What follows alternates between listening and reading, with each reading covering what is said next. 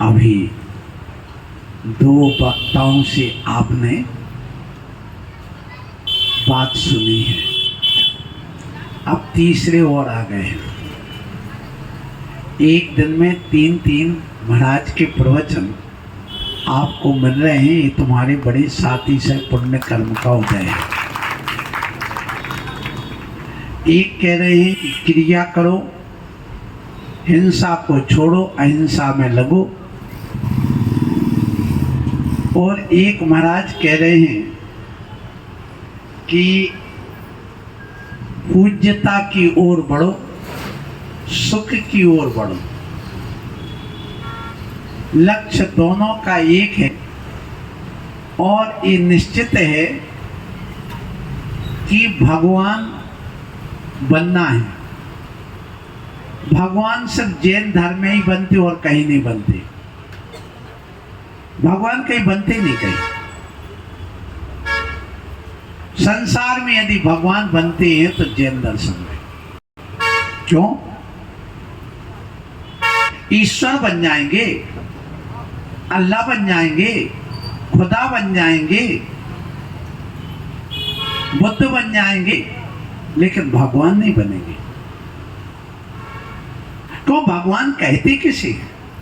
पहले ये भी तो समझ लो। भग माने होता ज्ञान और वान माने सहत। जो ज्ञान शरीरी बन करके केवल ज्ञानमय, अनंत ज्ञानमय जो बन जाता वो भगवान, और वो सब जैन धर्म बनता है। इसलिए भगवान कहाँ बनते हैं? जैन धर्म। और कहीं भगवान बनते ही नहीं। भगवान कहते किसी ही नहीं जानते ना लोग। भगवान भगवान भगवान भगवान। भगवान का अर्थ सीधा सा है, ज्ञानमय शरीर से युक्त, केवल ज्ञान से युक्त जो भी आत्मा वो सब भगवान है। और जिसका मिथ्या ज्ञान से सम्यक ज्ञान होगा वो भी व्यवहार से कथन से भगवान आत्मा, भगवान आत्मा, भगवान आत्मा। आप सब भगवान आत्मा है। तो क्योंकि ज्ञान के पिपासु बन करके बैठे हो, इसलिए सब भगवान आत्मा। और जिस भगवान आत्मा को जिसने पहचान लिया है वही भगवान बन सकता है। और एक भी ध्यान रखना, एक समाज है वो कहती यदि तुम्हारे लिए कुत्ता बना दिया तो तुम कुत्ते ही रहोगे, यदि पशु बना दिया तो पशु रहोगे, गधा बना दिया तो गधा, तुम यदि इंसान बना दिया तो इंसान, स्त्री बना दिया इंसान स्त्री। जब तक भगवान की कृपा नहीं होगी तब तक तुम अपनी पर्याय से मुक्त नहीं हो सकते। एक धर्म ऐसा भी है दुनिया में।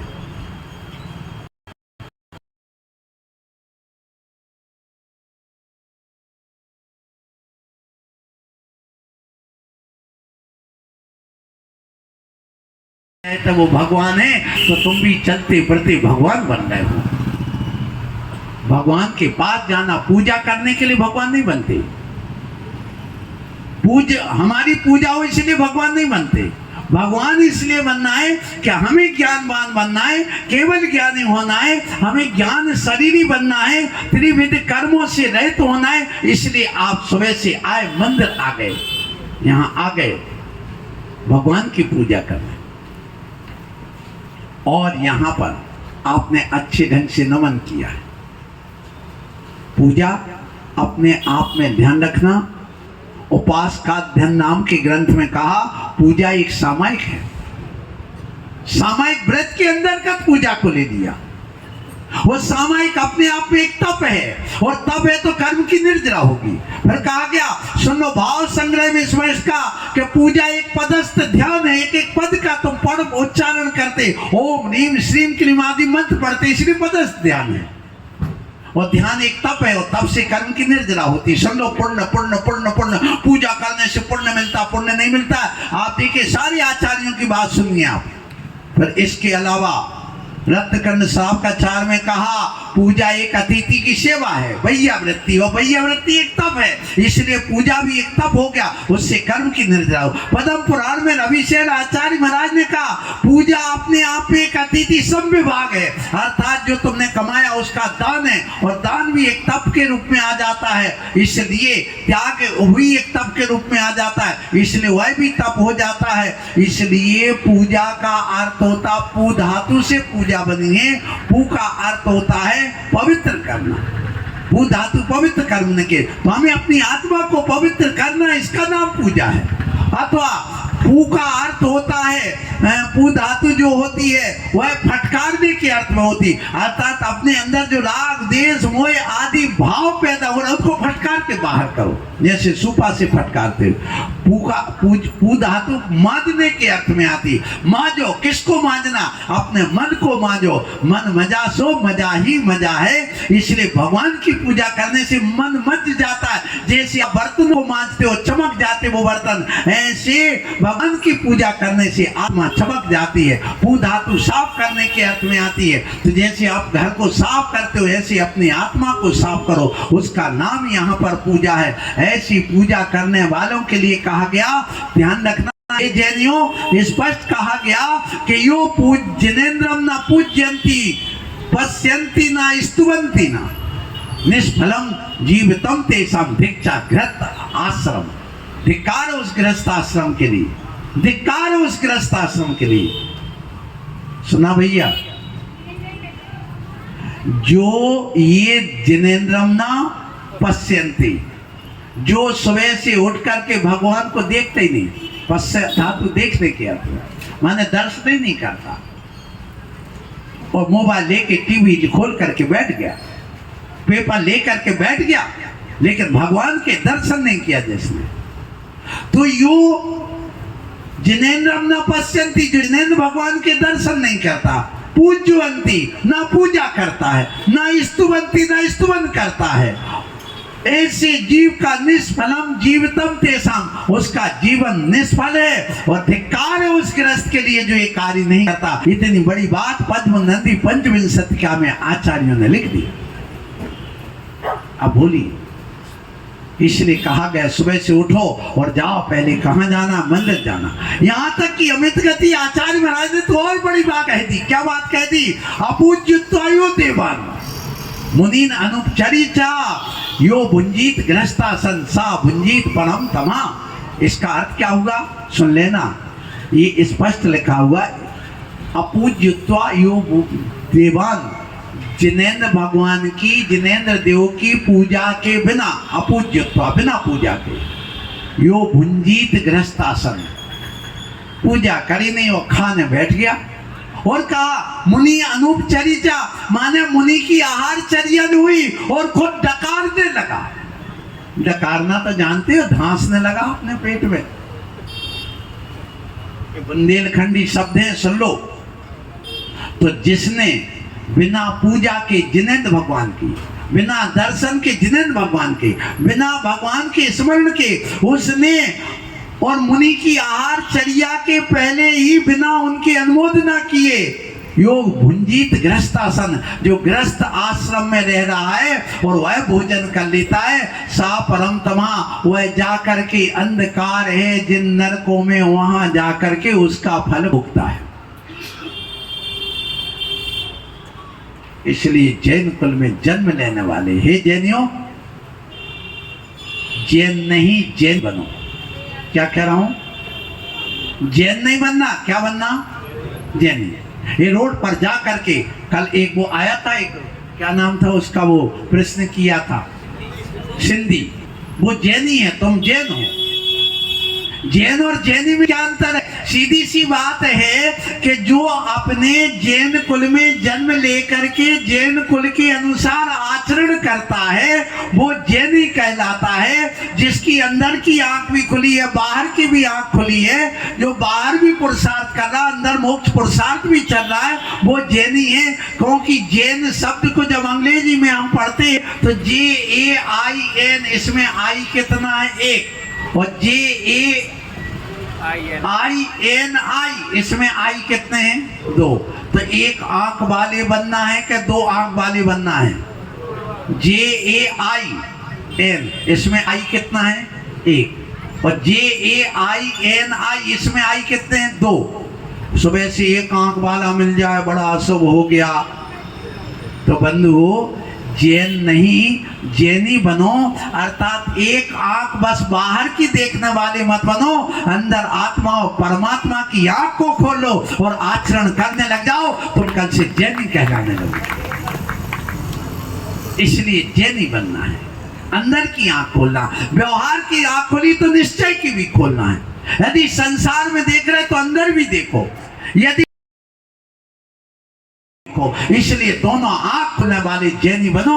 बहुत सारी बात है, आप लोग 3 महाराज के आज प्रवचन सुन चुके हैं, इसलिए मैं कहना चाहूंगा पूजा का कितना महत्व है, कितना महत्व है आप समझिए।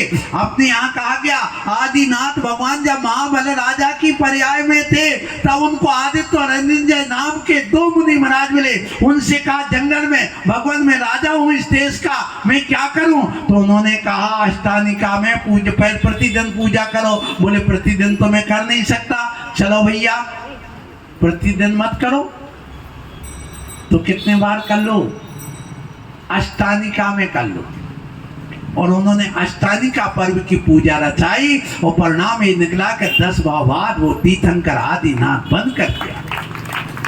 किसके फल से?